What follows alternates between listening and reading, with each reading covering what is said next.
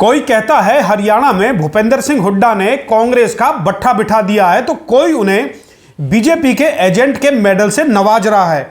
दरअसल हरियाणा में लोकसभा की 10 सीटों के लिए 25 मई को मतदान होना है।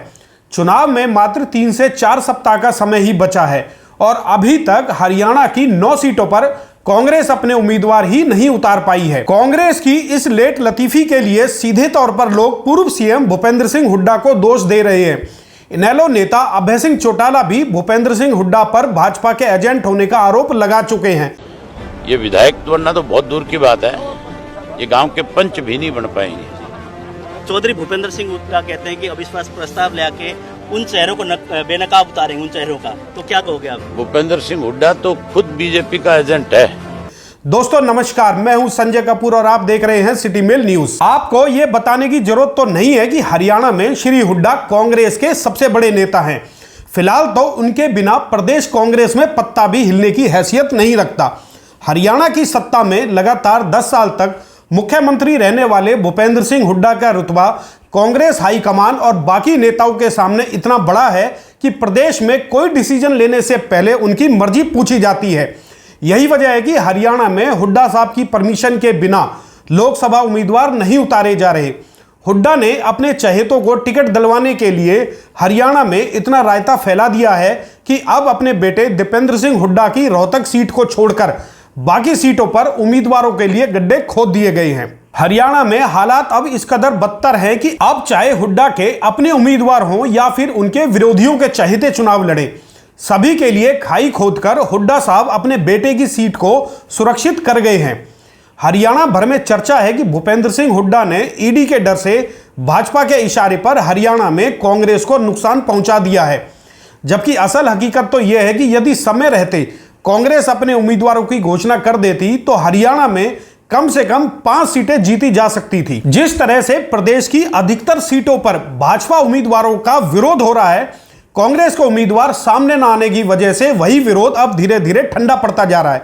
लोग भी समझ गए हैं कि हरियाणा में कांग्रेस के साथ बड़ा खेला हो गया है और भूपेंद्र सिंह हुड्डा ने समय रहते ना तो अपने ही उम्मीदवारों के नाम फाइनल करवाए और ना ही अपने विरोधी नेताओं को टिकट लेने दी। इस वजह से मजबूरी में लोगों को अब फिर से बीजेपी की ओर ताकना पड़ रहा है। अब यदि प्रदेश में कांग्रेस अपने उम्मीदवार घोषित भी कर देती है तो भी उन्हें भाजपा के विरोध का लाभ नहीं मिलने वाला। जिन लोगों के अंदर भाजपा के खिलाफ विरोध की आग धधक रही थी, अब उनमें से अधिकांश को भाजपा उम्मीदवारों ने मनाने का ऐसा अभियान चलाया है कि अब यह विरोध ठंडा होने लगा है। इसके साथ साथ बहुत से लोग भाजपा उम्मीदवारों के पाले में भी जा खड़े हुए हैं, जहां से अपनी कमिटमेंट छोड़कर वापस कांग्रेस के पास आना लगभग मुश्किल है। ऐसे में यदि अब कांग्रेस उम्मीदवारों के नाम घोषित कर भी दिए जाएं तो उसका फायदा केवल इतना ही होगा कि ये लोग अपनी पार्टी की टिकट लाने की लड़ाई में ही जीत पाए हैं, जबकि ग्राउंड पर उनके लिए अब सरवाइव करना बहुत बड़ी चुनौती होगी। लेट लतीफी की वजह से अब कांग्रेस उम्मीदवारों को जमीन पर इतना संघर्ष करना होगा जिसकी कल्पना करना उनके लिए भी मुश्किल है। जबकि दूसरी तरफ गर्मी का प्रकोप बढ़ता जा रहा है। ऐसी प्रचंड गर्मी में मतदाताओं के पास जाना कांग्रेस उम्मीदवारों के लिए आग का दरिया पार करने के बराबर है। हरियाणा में कांग्रेस की इस हालत के लिए लोग सीधे तौर पर भूपेंद्र सिंह हुड्डा को ही दोषी मान रहे हैं। अब कांग्रेस की अंदरूनी राजनीति की हकीकत क्या है, यह तो हुड्डा साहब ही जाने या बाकी कांग्रेस नेता, मगर फिलहाल हरियाणा में कांग्रेस का बंटाधार होता नजर आ रहा है। अब ताजा खबर यह है कि अंतिम समय पर भी लिस्ट में कई नामों को लेकर विवाद वहीं का वहीं खड़ा हुआ है। गुरुग्राम में राज बब्बर और कैप्टन अजय सिंह यादव को लेकर पेच फंसा हुआ है। फरीदाबाद में पूर्व मंत्री महेंद्र प्रताप और करण सिंह दलाल को लेकर टकराव की स्थिति बनी हुई है। महेंद्रगढ़ भिवानी में श्रुति चौधरी और राव दान सिंह में अड़चन है, तो करनाल में वीरेंद्र राठौर और चाणक्य पंडित को लेकर भी अहम की लड़ाई चल रही है। सोनीपत में कभी विजेंद्र सिंह का नाम फाइनल होता है तो कभी वहां सतपाल महाराज को लाकर खड़ा कर दिया जाता है। हिसार में पूर्व भाजपा सांसद विजेंद्र सिंह के नाम पर भी सहमति नहीं बनने दी जा रही। फिलहाल तक हरियाणा में केवल 3 सीटें ऐसी हैं जहां सहमति बनाई गई है। इनमें सबसे पहली सीट हुड्डा साहब के साहबजादे दीपेंद्र सिंह हुड्डा की है। सिरसा से कुमारी शैलजा और अंबाला से वरुण मुलाना के नाम फाइनल हैं।